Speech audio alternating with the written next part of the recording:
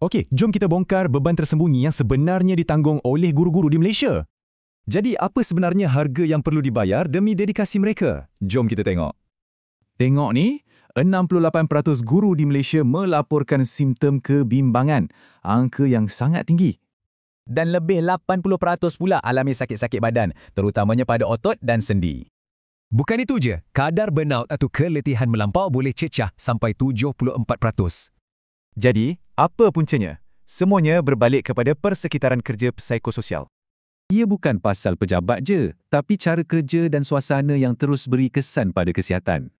Beban kerja, kurang sokongan dan kurang kawalan. Tiga-tiga ni bagi kesan berganda. Isu mental dan fizikal ni sebenarnya berkait rapat, macam tak boleh dipisahkan. Bila mental dah tertekan, rasa bimbang tu, sakit fizikal pun boleh jadi makin teruk. Begitu juga sebaliknya, kalau badan dah asyik sakit, kesihatan mental pun boleh merosot. Nampak tak? Ia satu kitaran yang bahaya. Satu masalah tarik satu lagi masalah ke bawah. Jom kita tengok realiti sebenar yang dihadapi oleh guru-guru kita di Malaysia. Ini bukan cerita kosong tau. Angka-angka ni tunjukkan gambaran sebenar keadaan di sini. Jadi nampak kan bezanya? Persekitaran sihat melindungi, yang toksik pula memang memudaratkan. Habis tu apa solusinya? Kajian dah tunjukkan jalan. Penyelesaiannya mesti secara sistematik.